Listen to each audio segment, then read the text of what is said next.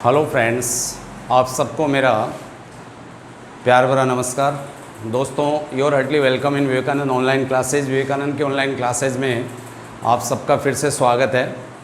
दोस्तों, जैसे इंग्लिश के लिए मेरा मानना है कि tense has an important role in English. English में टेंस बहुत ही बेशकीमती महत्वपूर्ण भूमिका रखते हैं। रोल मीन्स भूमिका।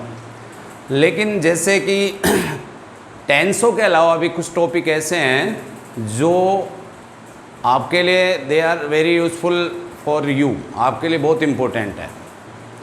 जैसे कि आर्टिकल्स। आज अपन आर्टिकल्स को क्लियर करेंगे और मैं समझता हूँ कि मेरे खैर इस वीडियो लेक्चर में मैं आर्टिकल्स की परिभाषा, जैसे कि इट इज़ माई हैबिट, मेरी ये आदत है कि जो टॉपिक पढ़ाओ उससे पहले बच्चों को डेफिनेशन, उसकी परिभाषा दो कि ये कैसे एग्ज़ाम में पुटअप किया जाता है, कैसे तुम्हारे काम में आता है। ऐसा नहीं हो कि बच्चे को रूल्स नॉर्म्स अपन प्रोवाइड करवा दें और बाद में उसको पता चले कि यार ये एग्ज़ाम में पुटअप कैसे किया जाता है, एग्ज़ाम में अप्रोच क्या होती है, इनको आते किस तरीके से हैं। ये जो टॉपिक आप देख रहे हो दोस्तों, टेंसों से भी पहले आना ज़रूरी है। जैसे ग्रामर के बहुत सारे टॉपिक होते हैं, article, preposition, conjunction, connective, modals, टेक्शन, framing question, degree relative pronoun, direct, indirect, बहुत सारे टॉपिक होते हैं। उन टॉपिकों में से अगर अपन चर्चा करें तो आर्टिकल और प्रीपोजिशन मस्ट बिफोर टेंस, दोनों ज़रूरी है ये आना किससे पहले, टेंसों से पहले। अब आप इस चीज़ को मेरे इन दो छोटे छोटे एग्जाम्पलों से समझो। आप we are sitting in the room. अब देखो, ये एक वाक्य है कि हम कमरे में बैठे हुए हैं। इन इसमें प्रीपोजिशन है दोस्तों, और द आपका आर्टिकल से। इसको जूम करके दिखाया जाए प्लीज़। तो ऐसा कोई सेंटेंस ही नहीं है जिसमें बिना प्रीपोजिशन के और बिना आर्टिकल के वाक्य का निर्माण हो रहा हो। इसलिए मैं इनको आपको टेंसों से पहले आपको प्रोवाइड कर रहा हूँ, आपको परोस रहा हूँ, आपको दे रहा हूँ सरल भाषा में। जैसे एक और सेंटेंस देखते हैं इसके बाद। Your books are laying on the table. आपकी पुस्तकें टेबल पे रखी हुई है। लेइंग यानी लेटी हुई होती है तात्पर्य, पर यहाँ तात्पर्य है रखी हुई है। तो देखो, इसमें प्रीपोजिशन कौन सा है, ऑन, और इसमें द आर्टिकल्स है। तो मेरा कहने का तात्पर्य है कि we can not make right sentence without articles and preposition. Preposition के और आर्टिकल्स के बिना आप किसी भी वाक्य का प्रॉपर निर्माण नहीं कर सकते हो। ठीक है, मैंने कहा कि वह समुद्र तट के पास पास दौड़ रहा है, तो रहा रही रहे से आपने प्रेजेंट कंटिन्यूस में इसकी इंग्लिश बना दोगे कि ही इज़ रनिंग। पर पास पास के लिए अगर आपके पास प्रीपोजिशन नहीं है, अलोंग नहीं है, तो कैसे पास पास या लंबवत या सीधी गति, पैरेलल गति दिखाने के लिए किसका प्रयोग करोगे। तो वहाँ आपको अलोंग का यूज आना जरूरी है। तो सेंटेंस क्या बनेगा in this case, he is running along the sea shore. Sea यानी समुद्र, शोर यानी तट, समुद्र तट के पास पास। तो एक शब्द, अब जैसे इसको भी अगर आप देखो, अगर इसमें से इनको ठालोगे और फिर वाक्य का पूरा अर्थ लोगे तो we are sitting the room, हम बैठे हुए कमरा, पूरा अर्थ आएगा ही नहीं, हम बैठे हुए कमरा। अब अगर इनको आप यहाँ शो करोगे, इनको दिखने दोगे, इनको यहाँ राइट करोगे, तो पूरा अर्थ आएगा कि हम कमरे के अंदर बैठे हुए हैं, क्योंकि इन मीन्स अंदर। ये जब अपन नेक्स्ट टॉपिक प्रीपोजिशन पढ़ेंगे उसमें देखेंगे। अब यहाँ इस सेंटेंस में आप ऑन और दा को गायब कर दोगे, आर्टिकल और प्रीपोजिशन को, तो भी उसका सही अर्थ नहीं आएगा। अभी प्रॉपर अर्थ आ रहा है आपका, your books are laying on the table. आपकी पुस्तकें टेबल पे रखी हुई है, पर अगर ऑन को हटा देते हो तो फिर अर्थ आएगा कि आपकी पुस्तकें टेबल। समझ में आ रहा है। तो ये आप लोगों के लिए, जैसे इन, ऑन, ओवर, अबो, आप बहुत सारे प्रीपोजिशन है, एट है आपका, विदाउट है, अलोंग है, ये सब अपन प्रीपोजिशन में पढ़ेंगे। अब दोस्तों, आज मैं जो आपका नया टॉपिक स्टार्ट कर रहा हूँ वो है आर्टिकल्स। आप देख रहे होंगे कि मैंने आर्टिकल्स के नीचे 3 शब्द लिखे हैं, आपके इस वाइट बोर्ड पे दिख रहा है आपको, ए, एन और द। तो अंग्रेजी में तात्पर्य है कि अब इसकी डेफिनेशन से आप अपन आगे का सफ़र तय कर रहे हैं। अंग्रेजी में ए, एन और द को आर्टिकल्स कहते हैं। नो डाउट कि अपन कुछ संज्ञाएं ऐसी भी होती है जो आर्टिकल्स अपने से पूर्व रखवाती नहीं है, तो वहाँ पे क्रॉस या नन का प्रयोग होता है कंपटीशन के लिहाज से, कंपटीशन के हिसाब से। तो इनको भी अपन पढ़ा देंगे अलग से, लेकिन मोस्टली आपको ध्यान होना चाहिए कि अंग्रेजी में आर्टिकल्स कहते किसको हैं। तो अपन आर्टिकल्स दोस्तों ए एन और दा को कहते हैं। अब देखो एक जरा सा यहाँ क्लियर करना चाहूँगा मैं कि कई जगह इसको दा बोलते हैं और कई जगह इसको दी बोलते हैं। ऐसा क्यों होता है? अब ये कई लोगों का कहना है कि अमेरिकन इंग्लिश में इसको दा दी, दुनिया में जो इंग्लिश चलती है एक तो अपनी ब्रिटिश इंग्लिश, एक अमेरिकन, तो ब्रिटिश में इसका प्रोनाउंसिएशन उच्चारण ये होता है, अमेरिकन में होता है। आपको सरल भाषा में मैं एक ही बात समझाऊंगा कि जब कोई भी संज्ञा स्वर से प्रारंभ हो, स्वर में वही 5 अक्षर अपने ए ई आई ओ यू, ABCD में टोटल कितने होते हैं वर्ड? 26, 26 में से 5 अक्षर ए ई आई ओ यू, अभी बहुत डिटेल्स में उनको अपन देखेंगे भी। तो स्वर से अगर कोई संज्ञा बन रही है, संज्ञा का निर्माण हो रहा है, तो उससे पहले इसको अपन दी उच्चारण करेंगे, और व्यंजन से प्रारंभ हो रहा है तो दा करेंगे। ऐसे कैसे सेम ए का भी सीन है। अगर शुरू में कोई वाक्य के स्टार्ट में ये आ रहा है तो इससे इसका प्रोनाउंसिएशन ए होगा, ए बॉय। और अगर ये बीच में आ रहा है, जैसे my his father is a doctor, तो वहाँ पे फिर ए होगा, his father is a doctor. इसके भी डबल उच्चारण है, तो अगर बीच में आए तो फिर ए, और प्रारंभ में आ रहा है तो ए। अब इससे आगे अपना ये मेन टॉपिक नहीं है, मेन टॉपिक है आर्टिकल्स। दोस्तों मैंने क्या कहा, अंग्रेजी में एन दी को आर्टिकल्स कहते हैं। ये बात आपको क्लियर होगी। इसके बाद दूसरी इंपॉर्टेंट बात समझने वाली क्या है दोस्तों, कि मैंने यहाँ जब आर्टिकल्स टॉपिक डाला, इसके बगल में इसका हिंदी अनुवाद लिखता हूँ। हिंदी अनुवाद देखो दोस्तों, हिंदी से अंग्रेजी को समझा जा सकता है। जब अंग्रेज़ लोग अपने यहाँ आते हैं तो वो जब हिंदी समझना चाहते हैं तो बेस बनाते हैं अंग्रेजी को, अपन बेस बनाते हैं हमेशा हिंदी को। इससे दोनों फ़ायदे हैं अपने, हिंदी व्याकरण भी अच्छी होगी और इंग्लिश ग्रामर भी अच्छी होगी। इसके सामने मैंने हिंदी में लिखा है संज्ञा बोधक शब्द। इसका मतलब यह है कि ये संज्ञा का बोध कराते हैं वाक्य में, तात्पर्य ये हुआ। और यहाँ मैंने छोटी छोटी बातें लिखी है, इनको आपको लिखना नहीं है, मेरे वीडियो लेक्चर को देख के इनको खाली आपको समझना है। लिखने के लिए तो मैं मेरे नोट्स आपको प्रोवाइड करा दूंगा, हर वीडियो लेक्चर के साथ जितना मैं यहाँ पढ़ा के जाऊँगा उतना नोट्स आपको डालूंगा। और लिखा हुआ तो मेरे से अच्छा हो सकता है, किसी भी ग्रामर कहीं पे भी मिल जाएगी। बात समझने की है, जब भी अगर कोई वीडियो लेक्चर आप लोग देखो तो समझना सबसे इम्पोर्टेंट है। तो कुल मिला के सबसे पहली बात, मैंने अब तक 2-3 बातें बताई कि आर्टिकल्स में अंग्रेजी में किस किस को रखते हैं, ए ऑन और ए एन एंड दा को अपन आर्टिकल्स कहते हैं। इनका प्रयोग वाक्य में संज्ञाओं से पूर्व होता है। संज्ञा किसे कहते हैं? यू नो ऑल्सो, तुम सब जानते हो। जिस शब्द से व्यक्ति प्राणी वस्तु स्थान का बोध हो वो संज्ञा है। डिटेल्स में संज्ञा को भी अपन अलग से देख लेंगे जब वो अलग लेक्चर होगा उसका। वाक्य से पूर्व कभी भी इनका प्रयोग सर्वनाम से पूर्व नहीं होता, sorry it is my mistakes. संज्ञाओं से पूर्व ही होता है, सर्वनाम से पहले जीवन में कभी भी आर्टिकल्स का प्रयोग नहीं होगा दोस्तों। अब वाक्य में संज्ञा से पहले इनको अपन काम में लेते हैं, तो ये क्या काम करते हैं वाक्य में संज्ञा से पहले आके? ये संज्ञा के एक वचन और बहुवचन का बोध कराते हैं, हमको बताते हैं कि जिस संज्ञा की वाक्य में चर्चा चल रही है, वार्तालाप हो रही है, जिस संज्ञा के बारे में वो पूरा सेंटेंस है वो एक वचन संज्ञा या बहुवचन है। जैसे आई सा एन एलिफेंट यस्टरडे, तो एन से तात्पर्य एक से है, तो एक हाथी की चर्चा हो रही है वाक्य में। तो ये आर्टिकल्स आ गया और आपको एक संज्ञा का बोध करा रहा है कि ए और एन दोनों का अर्थ एक होता है दोस्तों। यहाँ मैंने लिखा है, मैं चाहूँगा कि जूम करके इसको दिखाया जाए। ए मीन्स भी एक होता है और एन यानी भी एक होता है। फिर आप कहोगे कि सर कई जगह एक वचन संज्ञा से पहले ए देखते हैं और कई जगह एन देखते हैं, क्या डिफरेंस है? तो डिफरेंस ये है दोस्तों कि जो कोई संज्ञा एक वचन है परंतु वो स्वर से चालू है।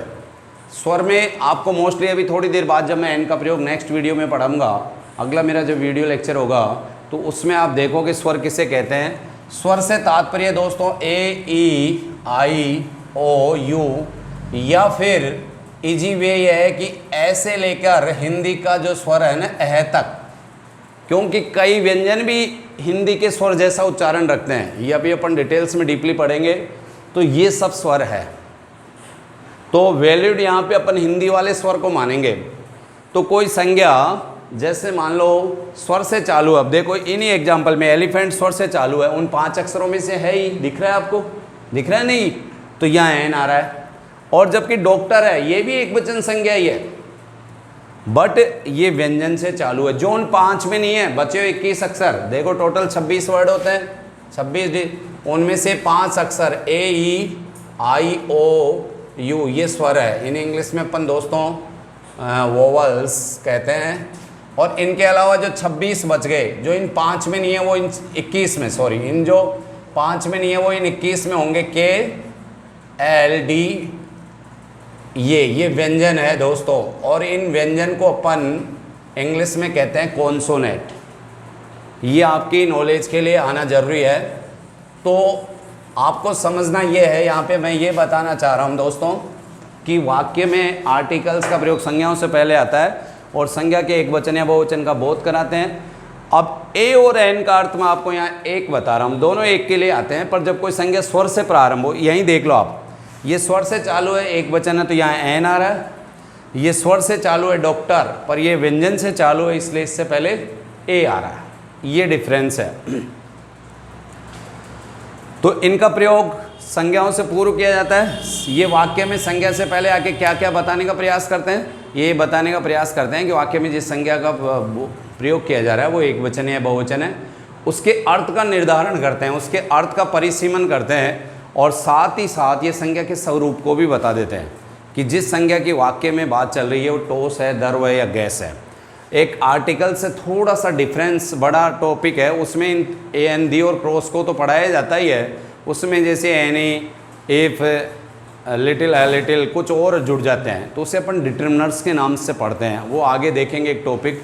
तो ये संज्ञा के स्वरूप को भी बताते हैं। अब 2-3 मेन इंपॉर्टेंट बातें इनके बारे में और जानकारी बतौर आपको क्लियर होनी चाहिए कि ए और एन का प्रयोग हमेशा वाक्य में एक वचन संज्ञा के लिए किया जाता है। तो इसका मतलब क्या हुआ कि बहुवचन से पहले ए और एन नहीं आएगा कभी, और एक अनकाउंटेबल नाउन से पूर्व भी ए और एन का प्रयोग नहीं होगा।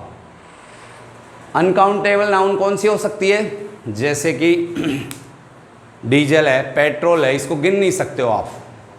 काउंटेबल यानी जिनको गिन सकते हैं, और अनकाउंटेबल यानी जिनको नहीं गिना जा सकता। Is that clear? तो ए और एन का प्रयोग 2 जगह नहीं होता है, एक तो बहुवचन संज्ञाओं से पहले और एक अनकाउंटेबल से पहले। अब दा का प्रयोग हमेशा ये नहीं है, जैसे इसका मतलब ए और एन का तो एक वचन संज्ञाओं से पहले होगा, या तो स्वर से चालू हो तो एन होगा और व्यंजन से चालू हो तो ए होगा। लेकिन अब दा का प्रयोग ये ध्यान रखो दोस्तों, एक वचन से पहले भी होता है और बहुवचन से पहले भी होता है। एक वचन से पहले भी होता है और बहुवचन से पहले भी होता है, लेकिन वो संज्ञा स्थायी हो, सर्वविदित हो, जिसको सब जानते हो, ऐसी संज्ञाओं से पहले दा का प्रयोग किया जाता है। अब दोस्तों एक और बात चलते चलते अपन देखेंगे, इसके 5 एग्जाम्पल मैंने यहाँ लिखे हैं, जितने जी में जी आए जितने एग्जाम्पल अपन देख सकते हैं। आपकी जो टेक्स्ट बुक है, ग्रामर है, उससे आरटी जैसे आपकी संजीव हो, एक्सलेंट हो, एमबीडी हो, कोई सी भी एडवाइज़र वगैरह हो, जैसे my father is a doctor, तो ये संज्ञा यहाँ पे ए का प्रयोग हो रहा है, संज्ञा से पूर्व इसका प्रयोग हो रहा है आर्टिकल्स का। आई सा एन एलिफेंट, एलिफेंट से पूर्व एन आया, जबकि दोनों एक वचन है क्योंकि ये स्वर से चालू और ये व्यंजन से है। अब इनके यूज अपन अलग अलग वीडियो में पढ़ेंगे दोस्तों। फर्स्ट जो मेरा वीडियो लेक्चर हो, ये तो मेरा जो वीडियो लेक्चर है आपको ओनली इसकी परिभाषाएं समझाने के लिए कि आर्टिकल्स है क्या, आर्टिकल्स का प्रयोग वाक्य में किससे पूर्व होता है, इन 2-3 बातों को क्लियर करने के लिए मेरा छोटा सा वीडियो लेक्चर है। और जैसे I went to Agra to see the Taj Mahal, मैं आगरा गया क्या देखने के लिए, ताजमहल। अब ताजमहल भी एक वचन ही है, पर यह सर्वविदित है, स्थायी से सब जानते हैं, इसलिए इससे पहले दा का प्रयोग। He is an honest farmer, वह एक ईमानदार किसान है। द सन राइजेज, अब सन एक सर्वविदित है और स्थायी है, इससे पहले दा आर्टिकल्स का प्रयोग हुआ है। इसके रूल्स में भी देखेंगे कि दा का प्रयोग कहाँ कहाँ होता है। इन द ईस्ट, सूर्य हमेशा पूर्व में उदय होता है, ईस्ट यानी आपकी दिशाएँ हैं दोस्तों। And sets in the west, और पश्चिम में छिपता है। अब दोस्तों इस ऑडियो लेक्चर में मैं जाते जाते आपको एक चीज़ और बताना चाहूँगा।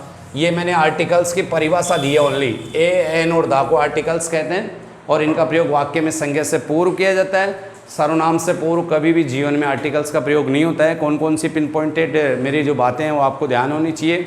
ए और एन का अर्थ एक होता है, पर एन का प्रयोग स्वर से चालू होने वाली एक वचन संज्ञा से पूर्व किया जाता है, और ए का प्रयोग व्यंजन से चालू होने वाली संज्ञा से पूर्व किया जाता है। इसमें मैंने आप लोगों को ये भी बताने का प्रयास किया कि ए और एन का प्रयोग बहुवचन संज्ञाओं से और अनकाउंटेबल नाउन से पहले कभी नहीं होता लाइफ में। 6 से लेके कंपटीशन तक काम आने वाली चीज़ें हैं दोस्तों ये।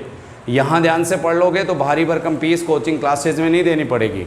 दा का प्रयोग एक वचन संज्ञा से पूर्व किया जाता है, ये समराइजेशन है जो अब तक आपने देखा, और बहुवचन संज्ञाओं से पूर्व भी किया जा सकता है। लेकिन जो संज्ञा है वाक्य में वो स्थायी हो, सर्वविदित हो, जिसे सब जानते हो। जैसे ताजमहल को सब जानते हो, हर गली में ताजमहल नहीं है।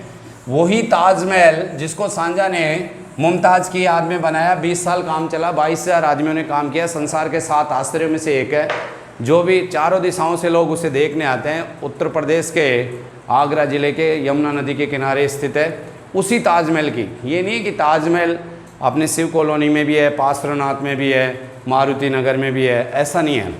अब दोस्तों जाते जाते मैं तुम्हें ये और बताना चाह रहा हूँ कि आर्टिकल्स को 2 भागों में बांटा गया है, ये आपको ध्यान होना चाहिए। एक तो इंडेफिनेट आर्टिकल्स, वैसे इन पे डायरेक्टली कोई पर्सन नहीं पूछा जाता, पर फिर भी नॉलेज के लिए, और एक डेफिनेट आर्टिकल्स।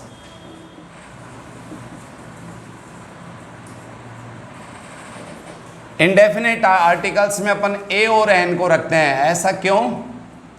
क्योंकि इसका कारण है, इंडेफिनेट का मतलब होता है अनिश्चित संज्ञाबोधक शब्द। आर्टिकल यानी संज्ञाबोधक शब्द। ए और एन और दा का प्रयोग वाक्य में संज्ञाओं से पूर्व करते हैं, इसलिए इनको संज्ञाबोधक शब्द हिंदी में कहते हैं। मैंने अभी आर्टिकल्स जो हेडिंग डाला था उसके बगल में लिखा था संज्ञाबोधक शब्द, यानी ये वाक्य में आते हैं और किसका बोध कराते हैं दोस्तों? संज्ञाओं का बोध कराते हैं। अब इंडेफिनेट, इन 3 में से इंडेफिनेट आर्टिकल्स में ए और एन है, और दा कौन से में आ जाता है? डेफिनेट में। ऐसा क्यों होता है? देखें, ए और एन का प्रयोग हमेशा अनिश्चित संज्ञाओं से पूर्व होता है। जैसे ही इज ए बॉय, ये एक लड़का है, ठीक है, वह एक लड़का है, अपने कह देते हैं भाई वह एक लड़का है। तो अब लड़का ताजमहल की तरह कन्फर्म नहीं है, आप में से कोई सा भी हो सकता है, ये समझ में आ रहे हो? अब जैसे दा का प्रयोग तो द सन, सूर्य एक ही है, सब जानते हैं, सर्वविदित स्थायी है। तो दा का प्रयोग हमेशा निश्चित संज्ञाओं से पूर्व किया जाता है, इसलिए इसे निश्चित आर्टिकल में रखा जाता है। निश्चित कह दो या डेफिनेट आर्टिकल्स कह दो। और ए और एन अनिश्चित संज्ञाओं से पहले, जैसे I ate an apple in the morning, मैंने सुबह एक सेव खाया। अब सेव निश्चित नहीं है, ताजमहल की तरह, द सन की तरह, द मून की तरह, क्योंकि दा तो the sun, the moon, the sky, आकाश निश्चित है, द अर्थ निश्चित संज्ञाओं से पहले काम में आता है, इसलिए इसको निश्चित आर्टिकल्स में रखते हैं। और इनका प्रयोग अनिश्चित संज्ञाओं से पूर्व किया जाता है। सी इज एन ऑनरेबल पर्सन, वो एक ही सम्मान्य व्यक्ति है। अब वो कोई भी हो सकता है जिसके लिए मैं जिक्र कर रहा हूँ। तो एन का प्रयोग दोस्तों अनिश्चित संज्ञाओं से पहले होता है, ए और एन का, इसलिए इन दोनों को, ए और एन को अनिश्चित आर्टिकल्स में रखते हैं और दा को डेफिनेट आर्टिकल्स में रखते हैं। ओके, मुझे होप है, मुझे उम्मीद है कि आज आपको ए एन और दा की एक बेसिक नॉलेज हुई होगी कि ए एन दी को अंग्रेजी में आर्टिकल्स कहते हैं। इनका प्रयोग वाक्य में संज्ञाओं से पूर्व किया जाता है, और इन आर्टिकल्स को 2 भागों में बांटा गया है, इंडेफिनेट आर्टिकल और डेफिनेट आर्टिकल। ए और एन इंडेफिनेट में आता है क्योंकि इनका प्रयोग किससे पूर्व किया जाता है? अनिश्चित संज्ञाओं से। दिस इज ए पेन, तो ए का प्रयोग हो रहा है, अभी निश्चित नहीं है। आकाश की तरह, ताजमहल की तरह, गंगा नदी की तरह ये निश्चित नहीं है, तो इसका प्रयोग इसलिए अनिश्चित संज्ञाओं से पूर्व हो रहा है, इसलिए अनिश्चित आर्टिकल। और दा का प्रयोग निश्चित संज्ञाओं से पूर्व किया जाता है, इसलिए इसको डेफिनेट आर्टिकल्स में रखते हैं। Okay friends, best of luck.